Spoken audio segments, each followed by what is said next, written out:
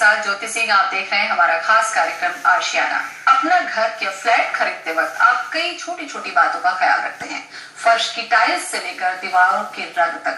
घर का हर एक कोना आपकी मेहनत से रचा और बसा होता है, लेकिन कई बार अनचाही परेशानियां इस घर में जाने के बाद आपको बेचैन कर देती है, जिसके लिए कई बार मकान में वास्तु दोष को भी जिम्मेदार माना जाता है।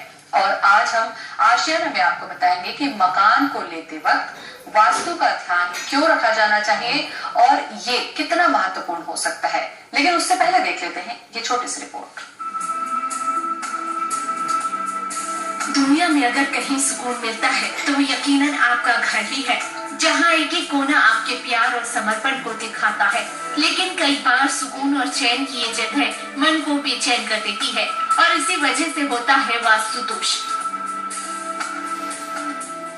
दरअसल आजकल शहरों एवं महानगरों की बढ़ती आबादी के कारण वहाँ भूमि उपलब्धता की कमी होती जा रही है। इस कारण जमीन जायदाद की कीमतें आसमान छू रही हैं और फायदे के लिए कई बिल्डर्स जमीन के एक एक इंच का उपयोग कर लेते हैं। इसी कारण बहुमंजिला इमारतों के निर्माण में वास्तु शास्त्र के सिद्धांतों का पालन नहीं हो पाता है और फिर इसी के दुष्परिणाम वहां रहने वाले लोगों के जीवन पर दिखने लगते हैं। किसी भी घर में वास्तु दोष होने पर वहां नकारात्मक ऊर्जा का प्रवाह होता है, जिससे वहां रहने वाले लोगों को कई तरह की दिक्कतों का सामना करना पड़ता है। ऐसी किसी भी स्थिति से बचने के लिए आप भवन या फ्लैट खरीदते वक्त वास्तु शास्त्र के सिद्धांतों को ध्यान में रखकर उनके अनुरूप मकान खरीदकर सुखमय जीवन व्यापन कर सकते हैं। यदि आपके पास पहले से मकान है और आप अपने घर में किसी तरह की बेचैनी या नकारात्मक ऊर्जा को महसूस करते हैं, तो जल्द से जल्द किसी वास्तु शास्त्री की मदद लेकर आप इससे छुटकारा पा सकते हैं। Bureau report IBC 24। तो कैसा हो आपके घर का वास्तु, और अगर घर बन चुका है तो क्या सुधार की गुंजाइश है, क्या उसके सुधार से हम अपने वास्तु दोष को दूर कर सकते हैं। इन तमाम विषयों पर चर्चा करने के इस वक्त हमारे साथ इस स्टूडियो में मौजूद हैं वास्तु एवं जियोपैथिक स्ट्रेस सलाहकार अनिल कुमार वर्मा। वर्मा जी, बहुत बहुत स्वागत है आपका।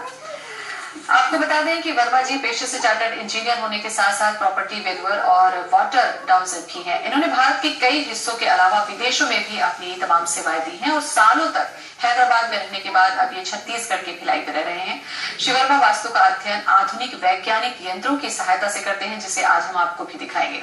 अनिल जी, सबसे पहले शो की हम शुरुआत करते हैं कि जिस तरीके से कल्चर लगातार बढ़ रहा है फ्लैट का, और आबादी चूंकि बढ़ रही है, जमीन घट रही है, हर आदमी चाहता है कि उसके सपनों का घर उसे मिल जाए, कैसे भी मिल जाए, इस बात पर वो ध्यान रखता है। लेकिन कैसा होना चाहिए, इतना ध्यान रखने का ना ही अब वक्त होता किसी के पास में और ना ही इतना पैसा। तो जब घर खरीदने का प्लान एक इंसान, एक आम आदमी करता है, तो शुरुआती जो सावधानी होती है वास्तु के लिहाज से, वो ठोस क्या होनी चाहिए। देखिए, आज का जमाना यह है कि लोग बिल्डर के बनाए हुए मकान या फ्लैट लेते हैं जी। नॉर्मली कोई भी व्यक्ति अपना खुद का मकान बना नहीं रहे, बहुत कम है जो बनाते हैं। बना रहे हैं तो उनकी बात हम बाद में चर्चा कर सकते हैं, लेकिन मैं अभी फोकस करता हूँ उसके लिए कि जो लोग बिल्डर्स से फ्लैट खरीद रहे हैं, तो फ्लैट खरीदते समय आपके पास चॉइसेस होती हैं। पूरे शहर में आप देखेंगे बहुत सारे प्रोजेक्ट चल रहे हैं, तो प्रोजेक्ट से जीरो डाउन कैसे किया जाए, किस प्रोजेक्ट को सिलेक्ट करें। तो पहले सारे प्रोजेक्ट को स्टडी कर लें और उनमें देखें कि प्रोजेक्ट एज ए होल कोई बड़ा नुकसान प्रॉब्लम तो नहीं है। बड़े प्रॉब्लम कैसे हो सकते हैं, मान लीजिए किसी ने बिल्डर ने प्रोजेक्ट लिया और उसके साइड में कब्रिस्तान है, अच्छा, या हो सकता है कि उसके पड़ोस में कोई शमशान हो, या हो सकता है कोई बड़ा हॉस्पिटल हो, या इस तरह की जो चीजें जहां से नेगेटिव एनर्जी या मतलब ऋणात्मक ऊर्जा पैदा होती है, जो आगे जाकर के प्रॉब्लम क्रिएट कर सकती है आपके जीवन में, उन प्रोजेक्ट्स को आप अलग कर दें, कोशिश करें कि उसको अवॉइड करें। अब वो प्रोजेक्ट्स आपने अलग कर दिए, फिर आप दूसरे स्थिति में देखना शुरू करें कि क्या है। फिर देखें कि जो प्रोजेक्ट्स के नॉर्थ ईस्ट ईशान कोण जो कहलाता है, वास्तु के हिसाब से ईशान कोण सबसे महत्वपूर्ण होता है। ईशान कोण किस लिहाज से? ईशान कोण जो वास्तु में, वैदिक वास्तु जो हमारा है, उसमें उसे ईश्वर का स्थान बताया गया, ईस्ट का स्थान या ईशान कोण का क्या है, नॉर्थ ईस्ट का, नॉर्थ और उत्तर दिशा और पूर्व दिशा के बीच का जो कोना है, जो कोना है वो जो दिशा कहलाती है, 8 दिशाओं में बांटा गया है। तो इसमें क्या घर का मुख्य द्वार होना चाहिए बता रहे हैं, या इस दिशा में ही नहीं, इस दिशा में मैं ये कह रहा हूँ कि उस दिशा को पहले ध्यान दें कि जो बिल्डर्स हैं वहां पर किसी ने सेप्टिक टैंक तो नहीं बनाया। कई बिल्डर्स हो सकते हैं धोखे से उन्होंने सेप्टिक टैंक बना दिया हो। हाँ। तो अगर ऐसा कोई प्रोजेक्ट है कि जिसका सेप्टिक टैंक नॉर्थ ईस्ट में आ जाए तो उसको तो बिल्कुल आप भूल जाइए, उसको करेक्ट करना किसी की बस का नहीं है, और उसके इतने ज्यादा गंभीर परिणाम होते हैं कि आप रियलाइज नहीं कर सकते। दूसरा, यहाँ एक बात ये बता दूं कि मेरा कहने का मतलब ये कि ईशान कोण ईश्वर का स्थान है, तो आप सिर्फ उसको धार्मिक दृष्टि न देखें। ये वास्तु जो है हमारा इंडियन आर्किटेक्चर है, और ये एक एनर्जी साइंस है।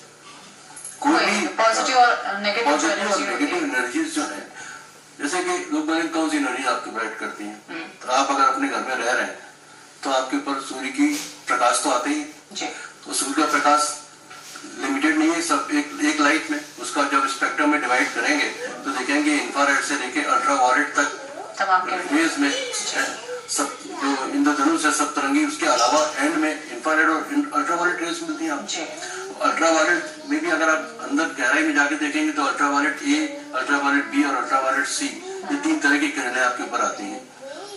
अल्ट्रावायलेट रेज का एक बड़ा भारी असर है, वो ये होता है कि अगर वो माइल्ड है तो वो आपके बैक्टीरिया को, वायरस को खत्म कर देती है। आपने हम लोगों ने घर में वाटर फिल्टर में अल्ट्रावायलेट रेज यूज करते हैं, यूवी फिल्टर्स आते हैं तो बैक्टीरिया खत्म करने के लिए आते हैं। तो अगर आपको नेचुरली अल्ट्रावायलेट मिल रही है रेज, तो ये आपको वास्तु का इसी के हिसाब से साउथ ईस्ट कॉर्नर में किचन कहा जाता है। तो मतलब मैं सिर्फ एक्सप्लेन कर रहा था आपको कि आपको ये मान के ना चले कि कोई दकियानुसी या सिर्फ धार्मिक विचार है, ये एक साइंटिफिक नॉलेज है। उसको जिस समय लिखा गया था उस समय अगर इस धार्मिक विचार से न लिखा जाता तो शायद राजा और प्रजा नहीं मानते। बिल्कुल, धार्मिक विचार के साथ साथ साइंटिफिक लोगों में है लॉजिक, हर एक की साइंटिफिक लॉजिक है। अच्छा, ये तो वो बातें हुई वर्मा जी जो प्लान कर रहे हैं, लेकिन कई घर ऐसे हैं जो बने हुए हैं जिन्हें बदला भी नहीं जा सकता है, घर को नहीं बदला जा सकता है। अभी लेकिन हम लोग उस तरफ पहुंचे नहीं। अभी हमने 2 चीजें देखी। हमने एक चीज देखा कि कब्रिस्तान वगैरह क्या होना चाहिए, फिर देखा हमने दूसरी नेगेटिव एनर्जी का सोर्स था जो कि सेप्टिक टैंक था, वो नहीं होना चाहिए था। अच्छा, सेप्टिक टैंक के बारे में जो बात कर रहे थे, ये किस दिशा में होना चाहिए, या फ्लैट वगैरह में तो पता नहीं होता आपको? सेप्टिक टैंक सबसे अच्छा माना जाता है उत्तर, वायव्य दिशा उत्तर और पश्चिम के बीच की जो होती वो लोकेशन है सेप्टिक टैंक की। अपने घर में बनाना है तो भी, और प्रोजेक्ट में बनाना है तो भी। फिर जब हम लोग प्रोजेक्ट की बात कर रहे थे तो पहली चीज हुई कि सेप्टिक टैंक नॉर्थ ईस्ट में नहीं होना चाहिए। नॉर्थ ईस्ट में होना क्या चाहिए? नॉर्थ ईस्ट में आपका ट्यूबवेल होना चाहिए, नॉर्थ ईस्ट में आपका वाटर बॉडी, यहाँ कोई अंडरग्राउंड वाटर टैंक है या फव्वारा लगा है, ऐसी चीजें होना चाहिए। दूसरा नुकसान हो सकता है कि नॉर्थ ईस्ट में किसी ने हमारे प्रोजेक्ट के पहाड़ आ गया, वो भी नेगेटिव एनर्जी पैदा करता है, क्योंकि वास्तु के हिसाब से उत्तर और दक्षिण, ये सॉरी कुल 2 दिशाएं ऐसी हैं जहाँ से कि सारी पॉजिटिव एनर्जी आपके घर में आती है। 3 दिशाओं में अगर किसी तरीके से ब्रेक लगता है या कुछ रुकावट आती है तो वो आपके लिए नुकसानदायक होगी। बिल्कुल। तो कुछ ऐसे आपने यंत्र को भी आज अपने शो में हमने शामिल किया है वर्मा जी, जिसके जरिए आप ये बता सकें कि वो जो जमीन है या वो जो घर है वहां पर कितनी पॉजिटिव एनर्जी है, या उसमें कितने जियोपैथिक जो स्ट्रेस की बात हम कर रहे हैं, एक नया कॉन्सेप्ट है, ये भी मैं आपसे जानूंगी। फिलहाल यहाँ पर रुक जाते हैं, एक छोटे से ब्रेक के लिए जल्द लौटते हैं। ब्रेक के बाद स्वागत है आपका हमारे खास कार्यक्रम आशियाना में। इस वक्त हमारे साथ अनिल कुमार वर्मा जी मौजूद हैं। आप भी जरूर जानना चाह रहे होंगे कि ऐसे कोई यंत्र हो जिससे हम बड़ी आसानी से जान सकें कि हमारे घर में क्या कोई दोष है या कोई नेगेटिव एनर्जी है। जी हाँ, इसका पता हम लगा सकते हैं, क्योंकि अनिल जी आज हमारे साथ में कुछ ऐसे ही इंस्ट्रूमेंट आप लेकर आए हैं। मैं जानना चाहूंगी कि जैसा जियोपैथिक स्ट्रेस की आपने बात की, ये शरीर को किस तरीके से नुकसान पहुंचाता है और इसका पता हम कैसे लगा सकते हैं? देखिए, जियोपैथिक स्ट्रेस जिसका नाम है, जियो मीन्स पृथ्वी, अर्थ, और पैथिक मीन्स आपकी बीमारियां, इस तरह की चीजें, उसके कारण जो स्ट्रेस पैदा होती है। जो जमीन में हमारी पृथ्वी में एक मैग्नेटिक फील्ड है, चुंबकीय धाराएं बह रही हैं और एक पर्टिकुलर फ्रीक्वेंसी में बहती हैं। ऐसी कई लोकेशंस होती हैं जहाँ पर की इन धाराओं की जो फ्रीक्वेंसी है वो चेंज हो जाती है, बिगड़ जाती है। और वो उन लोकेशंस पे अगर आपका पलंग आता है, आप उस पर सो रहे हैं, तो आपके बीमार होने के चांसेस बहुत ज्यादा होते हैं कि बॉडी इम्यूनिटी खत्म कर देती है। और अगर कहीं हाईवेज पे आती है तो वहां पर एक्सीडेंट प्रोन जोन्स बन जाते हैं। मतलब ये अगर जान लेते हैं तो हम काफी बीमारी से बच सकते हैं। मैं चाहूंगी आपसे कि आप इसका छोटा सा मैं आपको बताऊं कि ये मुझे अभी तक 37 कैंसर के केस मिल चुके हैं। अच्छा, मतलब ये लेवल इतना खतरनाक हो सकता है। अगर आप बहुत थोड़े समय तक रह रहे हैं तो आप बीमार होंगे, क्योंकि आपकी बॉडी इम्यूनिटी खत्म करता है। अच्छा। अगर लंबे समय तक आप रहते हैं तो आप ये मान के चलिए कि गंभीर बीमारी हो सकता है। बिल्कुल। तो सेहत के लिहाज से भी ये जानना बेहद जरूरी हो जाता है। बहुत ज्यादा जरूरी है, लेकिन बस इसमें परेशानी है कि बिना इंस्ट्रूमेंट उसको चेक करना कठिन मुश्किल होता है। तो उसको आपको जो हम लोग वास्तव में अभी आपको बताता हूँ कि कहाँ पे क्या होना चाहिए, लेकिन ये अच्छा, ये क्या जो इंस्ट्रूमेंट अभी इसका नाम है यूनिवर्सल स्कैनर। यूनिवर्सल स्कैनर, देखिए ये क्या मार्केट में अवेलेबल है? हम इसे ले सकते हैं? ये हैंडमेड इंस्ट्रूमेंट है, एक हम डॉक्टर मूर्ति तो इसके अंदर इससे ये पता चल जाता है कि जो पृथ्वी के अंदर जो पृथ्वी के अंदर इसमें अगर ये जो कैप्सूल्स बने हैं इसमें अगर पानी रखेंगे तो अंडरग्राउंड वाटर खोज पाते हैं, बता देगा, है ना। इसमें जिस चीज की फ्रीक्वेंसी को मैच करता है वो पकड़ते हैं। जैसे मैंने आपका सलाइवा सैंपल्स में रखा है जी, तो मतलब मैं जिधर भी मूव करूंगी ये उसकी इंफॉर्मेशन को आपको। वैसे आप देखेंगे नहीं तो ये बिल्कुल फ्री है। अच्छा। आपसे कुछ होल्ड नहीं कर सकते, लेकिन जब हम इसको ऑन करके रखते हैं, मान लीजिए अभी आप बैठे हैं, मैंने इसको ऑन किया और एक किसी डायरेक्शन में रख दिया, तो इंस्ट्रूमेंट ऑटोमेटिकली घूम के आपकी तरफ आएगा। बिल्कुल। देखिए आपके डायरेक्शन में आ गया। अब आप इसको कहाँ मूव करेंगे आपके उसका मूवमेंट बताएगा आपको। देखिए टर्न करिए। बिल्कुल, मतलब ये अगर किसी को पता चल जाता है हर व्यक्ति में या हर अच्छा, ये जब हम पता कर लेते हैं किसी घर में तो उसके अकॉर्डिंग अगर हम अपने घर की चीजें बेडरूम एडजस्ट कर सकते हैं, लंबे समय तक वहां नहीं रहते। या आपके जो इलेक्ट्रॉनिक इक्विपमेंट्स हैं, इलेक्ट्रिकल इक्विपमेंट्स हैं, वो खराब जाते हैं। मुझे एक स्टील मिल में एक स्टील फैक्ट्री, ये बहुत ही अहम और नई चीज आपने, बिल्कुल बहुत अहम और नई चीज आपने बताई। और इसके अलावा मुझे एक ये भी था जिसमें हम किसी नेगेटिव एनर्जी की बात कर रहे हैं। जो आपको मैं बताता हूँ, इसका नाम है लीचर एंटीना। अच्छा, ये जर्मन फिजिसिस्ट है डॉक्टर लीचर, उन्होंने डेवलप किया था और फ्रांस की कंपनी है एक्मॉस वो बनाती है इसको। इसमें ये पूरा एक यू ट्यूब है, मतलब एफएम बैंड एंटीना की तरह काम करता है। और इसमें आप ग्रेडिंग की हुई है, देखिए आप। अच्छा, इसमें आप अलग अलग एनर्जीज देख सकते हैं। जैसे मान लीजिए हम आपको यहाँ 12 पे रखेंगे तो कॉस्मिक एनर्जी बताता है। तो ये जो ब्रह्मस्थान में कॉस्मिक एनर्जी आती है, that is the positive energy. तो वो जो पॉजिटिव एनर्जी होती है लोकेशन बताता है एग्जैक्ट कहाँ पर आ रहे हैं, तो उसके अकॉर्डिंग हम वहाँ पर अपने घर का सामान लगा के उसको बढ़ा सकते हैं। जैसे पुराने समय में लोग तुलसी का दरवाजा लगाते थे आंगन में, तुलसी एंटीना का काम करती थी कॉस्मिक एनर्जी को लाने के लिए। अच्छा, वो अब हट गया, एंटीना खत्म हो गया, तुलसी का रखने की जगह नहीं है, आंग बाग नहीं रखते। इसी तरीके से जैसे 2.4 यहाँ पर रखते हैं हम जाकर के, तो ये स्पिरिचुअल एनर्जी बता देगी। अगर मान लीजिए कभी आपने यहाँ पे यज्ञ किया होगा तो वो लोकेशन बता देगा पड़ता। अच्छा, तो मतलब आध्यात्मिक हर तरह की एनर्जी को बता देगा, अलग अलग। ये बहुत सुविधाजनक होगा अपने घर के जो सामान को लेके लिए। और ये जो इंस्ट्रूमेंट है वर्मा जी, ये था कि इंस्ट्रूमेंट है, ये एक्चुअली साइंटिफिक नेम तो उसका है ईएमएफ सेंसर, इलेक्ट्रोमैग्नेटिक फ्रीक्वेंसी जो सेंस करता ही है। और लेकिन ये किस चीज से काम आता है? इसको घोस्ट मीटर भी बोलते हैं लोग। अच्छा। आपने देखा होगा डिस्कवरी में, एक्सचेंज चैनल्स वगैरह में। मतलब नेगेटिव एनर्जी के रूप में जो भी चीजें हैं अपने घर पे, उसकी उपस्थिति क्या ये बता पाता है? नहीं, ये बताता है रेडिएशंस। अच्छा, हाई टेंशन लाइन आपके घर के पास से जा रही है तो कितनी दूर से जा रही है। अगर आपके घर तक बेडरूम तक रेडिएशन तो नहीं आ रहे, आप चेक कर सकते हो। अच्छा। आपके घर में माइक्रोवेव से रेडिएशन लीक हो रहा है तो कहाँ तक आ रहा है वो चेक कर सकते हो। आपका पुराने टाइप के पिक्चर ट्यूब वाले जो टीवी होते थे उसका रेडिएशन कितनी दूर तक आ रहा है आप ये चेक कर सकते हो। कई जगह इलेक्ट्रिकल करंट लीक होता है, घरों में पानी आता है, वहां से बता देगा रेडिएशन आ रहा तो कितनी दूर तक। तो उसका भी हमारे घर के वास्तु पर असर पड़ता है। बस अगर आपको इस इंस्ट्रूमेंट से देखने के बाद कहीं एंटिटीज मालूम पड़ती है, ये इंस्ट्रूमेंट हम जो पहले देखे थे उससे आप एंटिटी भी देख सकते हैं। मान लीजिए हड्डियां वड्डियां गड़ी है घर के अंदर, अच्छा, उसको ट्रेस कर सकते हैं। फिर आप देख सकते हैं कहीं, क्योंकि जो घोस्ट हंटर्स हैं उनकी थ्योरी ये कहती है कि अगर कहीं पे कोई स्पिरिट होगी तो ये 2 मिली गॉस या यूनिट है उसकी, मिली गॉस की यूनिट तक का वाइब्रेशंस देगा ही। इस तरीके से आते हैं वाइब्रेशंस से दिखाई देंगे, ऐसे चलते हैं, तो उससे हमें पता चल सकता है।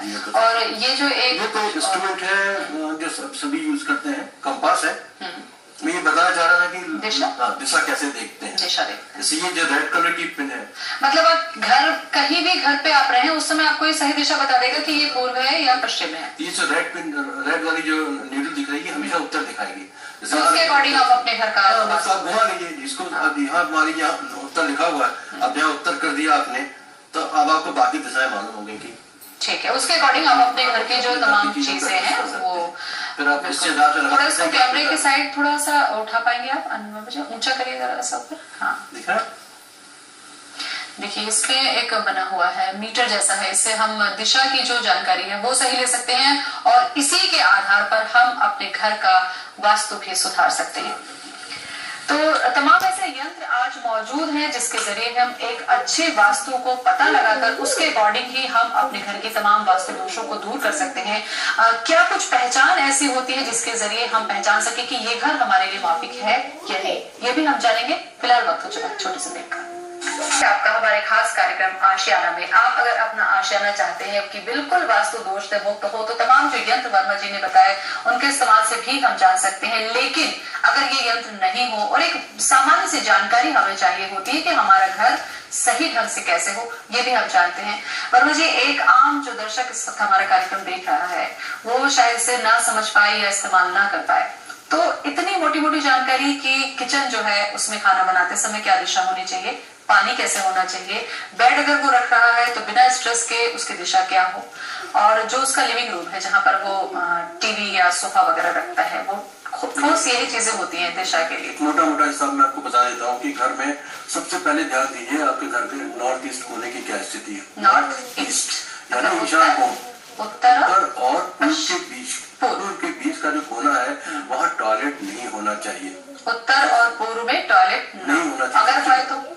अगर है तो आप कम से कम उसको बाथरूम के लिए यूज कर सकते हैं। टॉयलेट मतलब WC तो आपको निकालना पड़ेगा। वो एक ऐसा दोष है कि जिसको कोई भी मतलब वास्तु सलाहकार या करेक्ट नहीं कर सकता। इसको पहले घर खरीदते पहले आप ये ध्यान देख लें नॉर्थ ईस्ट में टॉयलेट ना हो, और दूसरा बिल्कुल सेंटर में टॉयलेट ना हो, उसको ब्रह्म स्थान बोलते हैं। अच्छा, मतलब घर है उसके बीच ना हो, दो चीजें ही देख लीजिए। आपका किचन जो है साउथ ईस्ट में होना चाहिए, मतलब साउथ और ईस्ट, साउथ और ईस्ट के बीच का कोना, दक्षिण और पूर्व के बीच का जो कोना है इसको हम लोग आग्नेय कोण बोलते हैं। आग्नेय कोण से आप समझ जाएंगे अग्नि का स्थान है वो, तो हमारा किचन वहां होना चाहिए।